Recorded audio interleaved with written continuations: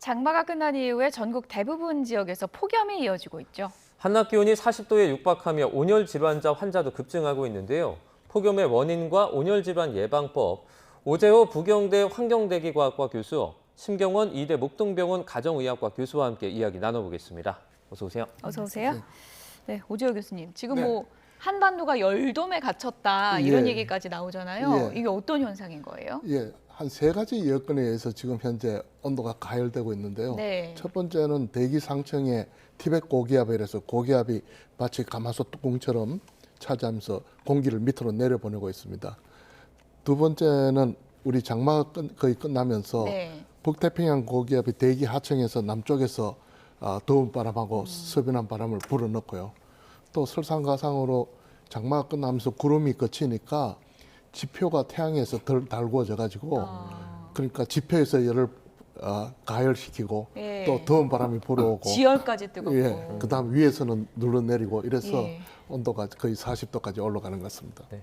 지금 폭염 위기 경보 심각으로 격상이 되어 있는 상태인데 어느 정도 심각했을 때 이 정도의 경보가 발령이 되는 건가요? 보통은 우리가 그 폭염주의보나 경보가 날 때는 주의를 경각하기 위해서 합니다. 네네. 그러니까 앞으로 예상되는 이틀 동안 최고 기온이 33도가 넘을 것 같으면 주의보, 그다음에 35도 이상 되면 경보를 발표하는데요.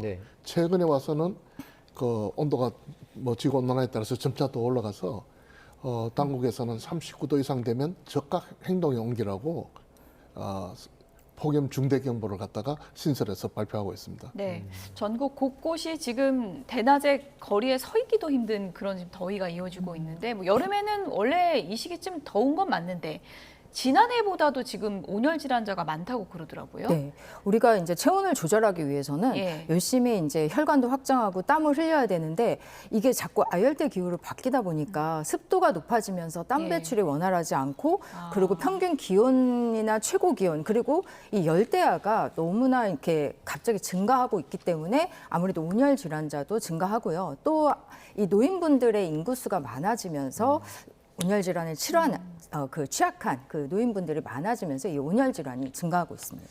기온이 1도가 오르게 되면 노인의 사망률이 2.2%가 올라간다라는 그런 통계 자료가 있는데 그만큼 고령자분들은 좀 각별한 주의가 필요할 것 같아요. 네, 맞습니다. 이제 아까도 말씀드렸지만 이 체온을 조절하기 위해서 우리 몸에서 체온 조절 시스템이 제대로 작동을 해야 되는데요. 이 노인분들의 경우는 갈증을 느끼는 중추라든지 아니면 이런 땀 배출이라든지 이런 것들이 원활하게 일어나지 못하면서 30% 이상 한 34% 정도의 그 온열 질환자가 노인이라고 알려져 있고요. 그 외에도 뭐 이런 체온 조절 중추 자체가 조금 미숙한 7세 이하 어린이라든지 당뇨나 심혈관 질환이 있는 만성 질환자 그리고 젊은 분들이라도 이렇게 야외에서 활동을 하시는 분들은 모두 위험합니다. 네, 그러니까 이제 노인분들이나 아이들 같은 경우에는 옆에서 살펴줘야 되겠군요. 그렇죠. 근데 보통은 우리 나갔다 오면은 더위 먹었어 이러잖아요. 그냥 단순히 더위 먹은 거랑 온열 질환인 거랑 어떻게 구분해야 돼요? 일단 우리가 더위를 먹었다 이렇게 이제 열에 노출이 되면요 이렇게 말초혈관이 확장되고 땀이 나고 심박동수가 빨라져요. 그러면서 이제 땀이 많이 나니까 갈증을 느끼겠죠. 그리고 살짝 이제 탈수가 되니까 어지럼증도 느낄 수가 있고 이렇게 이제 가볍게 오는 경우가 뭐 열탈진이라고 하는데 보통 우리가 이제 더위 먹었다 하는 정도. 근데 이게 심해져서 전해질까지 다 빠져나가게 되고 이러면은 근육 경련이나 쥐가 나는 열 경련이 발생할 수 있어요. 그리고 탈수가 심해지면서 잠깐 이제 약간 정신을 잃는 그런 열 실신이 발생할 수 있고 이 모든 과정을 거쳐서 결국 우리 몸에 단백질이 변성되고 체온 조절 중추가 이제 고장이 나면서 체온이 40도 이상으로 치닫게 되는 열사병이 발생할 수 있습니다. 자, 올해 열대야 일수는 지금 역대 1위를 기록한 것으로 지금 집계가 됐는데 올해처럼 이렇게 열대야가 길어지는 이유는 왜 그런 거예요? 우선은 뭐 지구 온난화로 이제 설명을 할 수밖에 없는데요. 그 사실은 우리가 6월, 7월, 8월의 여름이라고 통상 이야기하는데 기후학적으로 보면 5월 중순부터 여름이 시작됩니다.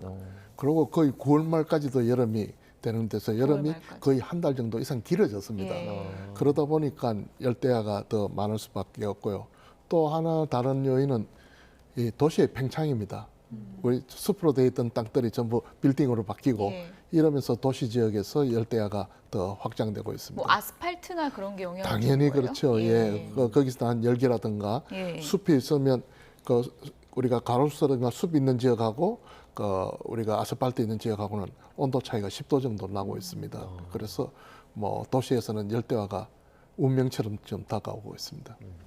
예년과 비해서 올해 더위는 개인적으로 어떻게 표현하고 싶으세요? 훨씬 더 좀 심각한 겁니까? 네, 지금 그 기후학자들은 뭐 장담은 못 하겠지만은 예. 추정하기는 아마 올해가 가장 남은 인생에서 시원한 여름이 아닐까. 남은 인생에서 가장 혹시, 시원한 네, 여름. 그래서 이런 예. 추세는 앞으로 계속 지속되리라고 보고 있습니다. 예. 앞으로 계속해서 이렇게 더워진다고 일단 그 학자들은 전망을 하고 있는 거예요? 네, 그렇습니다. 예, 왜냐하면 우리가 그 지구 온난화 할 때 대기 중에 있는 온실가스의 영향으로 있다는데 온실가스가 한 번도 줄어든 적이 없습니다. 계속 증가하고 있기 때문에 그렇게 설명하고 있습니다. 앞으로 여름은 여름나기는 더 어려워질 거고 네. 여름의 기간은 더 길어지기 때문에 온열 질환 예방 뭐 이런 거 많이 공부를 좀 해둬야 될 것 같긴 한데 요즘에 또 저는 걱정이 젊은 분들 많이 뛰잖아요. 맞아요. 저녁에 보면 러닝도 많이 하거든요. 네. 어떤 거 좀 조심해야 돼요? 일단 그냥 우리가 단순히 땀만 흘리는 경우에는 수분 예. 보충만 해도 되지만 이렇게 이제 운동을 하면서 고온에 노출이 된 경우는 전해질도 같이 빠져나가다 보니까 사실 젊은 분들도 좀 위험한 상황에 오실 수 있거든요. 그래서 평소에 이제 뭐 음식 섭취라든지 몸 관리도 중요하겠지만 예. 무엇보다 우리가 목이 말라서 물을 마시는 게 아니라 규칙적으로 물 마시는 습관이 가장 중요하겠고요. 일단 더위에 노출되는 걸 좀 피해야겠죠. 아무래도 12시에서 5시 사이는 외출을 하더라도 잠깐만 하신다든지 아니면 이제 양산 등으로 그 자외선을 좀 차단해 예. 주시는 게 좋겠고요. 그리고 통풍이 잘 되는 게 굉장히 중요해요. 이게 직사광선 아래에서도 열사병이 발생할 수 있지만 사실은 이렇게 폐쇄적인 고온의 환경에서도 더 이제 또 치명적인 경우가 많기 때문에 이렇게 통풍이 잘 되는 그런 환경 그리고 만약의 사태에 대비해서 이제 응급처치를 하시는 게 중요하겠습니다. 저녁에 그래서 해지고 한강에서 막 뛰는 분들 많거든요. 네. 러닝 시간도 좀 줄이는 게 중요할까요? 그렇죠. 이게 네, 예. 이때 운동을 하는 거는 오히려 독이 될 수 있기 때문에 하시더라도 15분에서 20분 정도로 좀 예. 줄여서 좀 이게 부족하다 생각이 되면은 시원한 새벽이라든지 밤 시간 이용해서 근데 사실 열대야에는 밤에도 덥기 예. 때문에 그렇죠. 좀 더 조심을 하셔야 돼요. 앞서 수분 보충 좀 말씀해 주셨는데 규칙적으로 먹으면 좋다. 근데 좀 전체적으로 총 어느 정도 양을 먹으면 충분하다고 보세요? 그게 사실 사람마다 체격마다 너무나 다르긴 한데요. 이게 특히 이제 운동량이 많거나 활동량이 많으신 분들은 아무래도 2리터 이상 섭취하시는 게 좋겠지만 네. 또 평소에 과일이나 채소와 같이 음식으로 수분 보충을 많이 하시는 경우에는 1에서 1.5리터도 괜찮은데요. 하루 기준이죠, 이거? 그렇죠. 네네. 예. 그런데 이제 가끔 이렇게 더운데도 불구하고 운동을 한다든지 활동량이 많으신 분들은 또 전해질 음료를 보충해 주시는 것도 도움이 되겠습니다. 여름이 이제 길어진다고는 하셨는데 또 막상 더워지니까 이거 좀 언제쯤 끝나려나 그게 가장 궁금한 건데 어느 정도 기간으로 예측하세요? 예, 아마 앞에서 말씀드린 것처럼 여름이 9월까지도 갈 거다고 이야기했는데 예. 지금 그 바닷물 온도가 우리 그 서해, 동해 또 북태평양 쪽의 온도가 1도에서 2도 정도 더 온도가 높습니다. 예년보다요? 예, 평년보다 더 예. 높은데 그 1도, 2도는 별거 아닌데 그 많은 물을 갖다가 온도를 1, 2도 오르면 아마 원자력 발전소 몇 개가 그 열을 가한데 쓰일 정도입니다. 그래서 그런 관점에 볼 때는 뭐 9월까지도 늘 저희들이 그 폭염이라든가 열대 이야기가 나오지 않을까. 다만 변수가 있다면 9월이 되면 이제 본격적으로 태풍 시즌이 되니까 혹시나 태풍에 의해서 또 뭐 열이 차단된다든가 뭐 그런 기회는 있지만은 뭐 통계적으로 봐서는 뭐 거의 9월 말까지도 더위 이야기가 화두에 오를 것 같습니다. 계속해서 기온이 이렇게 올라가면 네. 선선한 가을 좋아하시는 분들도 많은데 네. 이 가을도 줄어들거나 아니면 뭐 겨울까지 영향을 미치거나 이럴 네. 가능성도 있는 거예요. 예, 지금 여름이 겨울을 한 달 빼먹었다고 빼떨어 왔다고 이야기를 합니다. 예. 봄, 가을은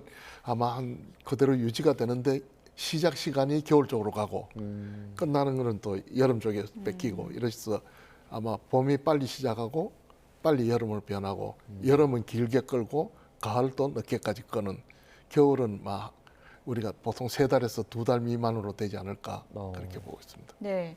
7월 말이잖아요, 지금. 네. 지금이 올여름 폭염의 절정입니까? 아니면 8월 초나 그때 더 더워집니까?